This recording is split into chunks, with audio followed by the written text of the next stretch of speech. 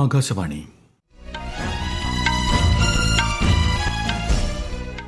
നമസ്കാരം. വാർത്തകൾ വായിക്കുന്നത് വിജേഷ്.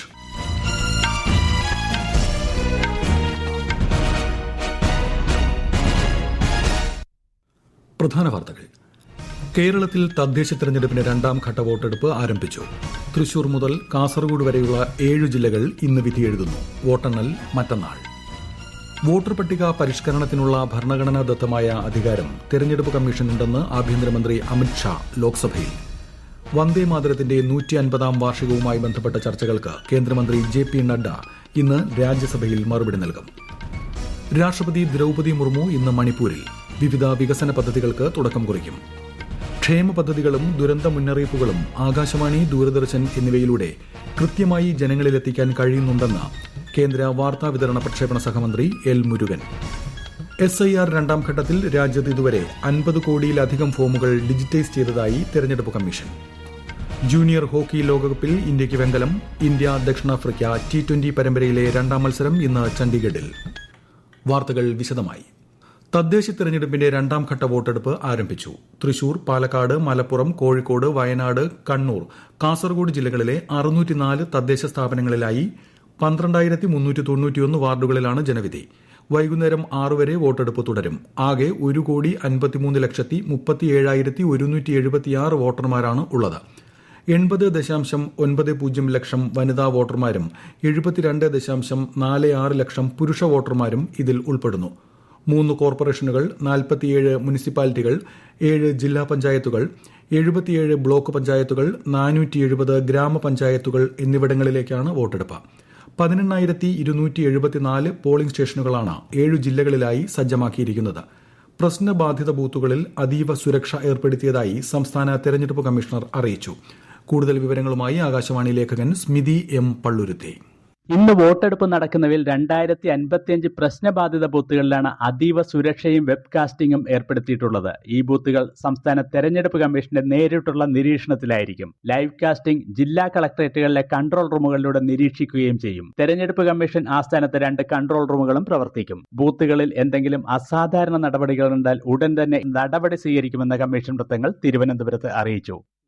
രണ്ടാം ഘട്ടത്തിൽ 7 ജില്ലാ പഞ്ചായത്തുകളിലെ 182 ഡിവിഷനുകളിലേക്കും 77 ബ്ലോക്ക് പഞ്ചായത്തുകളിലെ 1,177 ഡിവിഷനുകളിലേക്കും 470 ഗ്രാമപഞ്ചായത്തുകളിലെ 9,015 വാർഡുകളിലേക്കും 47 മുനിസിപ്പാലിറ്റികളിലെ 1,829 വാർഡുകളിലേക്കും 3 കോർപ്പറേഷനുകളിലെ 188 വാർഡുകളിലേക്കുമാണ് വോട്ടെടുപ്പ് നടക്കുന്നത്. ആദ്യഘട്ടത്തിൽ വോട്ടിംഗ് മെഷീൻ തകരാറിനെ തുടർന്ന് റദ്ദാക്കിയ ആലപ്പുഴ മണ്ണഞ്ചേരി ഗ്രാമപഞ്ചായത്തിലെ 5ാം വാർഡിലെ 1ാം ബൂത്തിലെ വോട്ടെടുപ്പും ഇന്ന് നടക്കും. തദ്ദേശ തെരഞ്ഞെടുപ്പിൽ രണ്ടാം ഘട്ട വോട്ടെടുപ്പ് നടക്കുന്ന 7 ജില്ലകളിൽ ഇന്ന് പൊതു അവധി പ്രഖ്യാപിച്ചിട്ടുണ്ട്.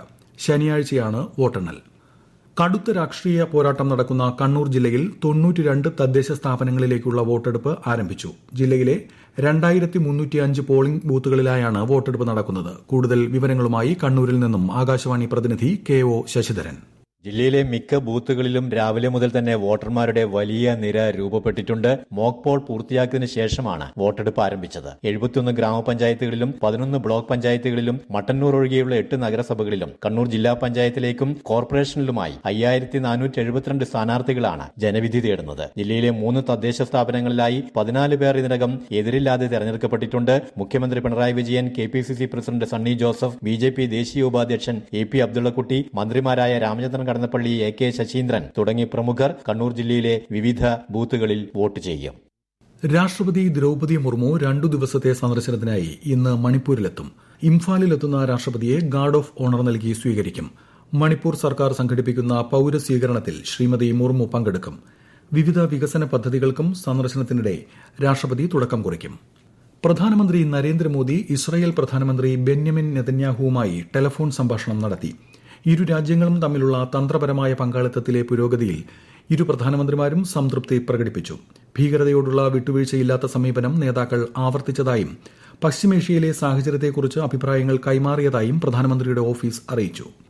ജനാധിപത്യ മൂല്യങ്ങളിലും സുസ്ഥിരവും സുരക്ഷിതവും സമ്പന്നവുമായ ലോകക്രമം യാഥാർത്ഥ്യമാക്കാനുള്ള സമാന പ്രതിബദ്ധതയിലും അധിഷ്ഠിതമാണ് ഇന്ത്യ ഇറ്റലി പങ്കാളിത്തമെന്ന് വിദേശകാര്യമന്ത്രി S. ജയശങ്കർ. ഇറ്റാലിയൻ ഉപപ്രധാനമന്ത്രിയും വിദേശകാര്യമന്ത്രിയുമായ ആന്റോണിയോ തജാനിയുമായി ന്യൂഡൽഹിയിൽ നടത്തിയ കൂടിക്കാഴ്ചയിലാണ് അദ്ദേഹം ഇക്കാര്യം വ്യക്തമാക്കിയത്. സംയുക്ത പ്രവർത്തന പദ്ധതിയുമായി ഇരു രാജ്യങ്ങളും മുന്നോട്ടു പോവുകയാണെന്നും ശ്രീ ജയശങ്കർ പറഞ്ഞു. ഈ വാർത്തകൾ ആകാശവാണിയിൽ നിന്ന്.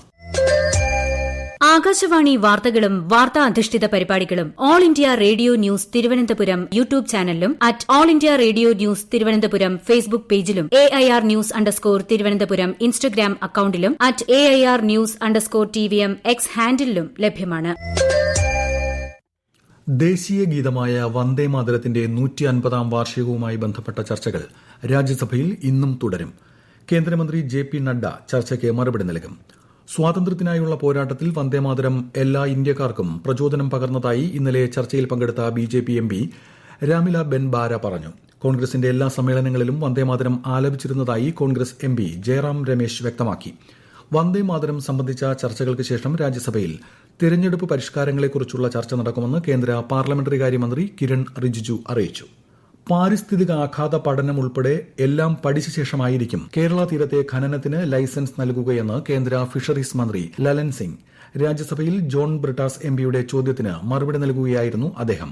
35,000 കോടി രൂപയുടെ ഖനന പദ്ധതിയാണ് കേന്ദ്ര സർക്കാർ പ്രഖ്യാപിച്ചിട്ടുള്ളത്.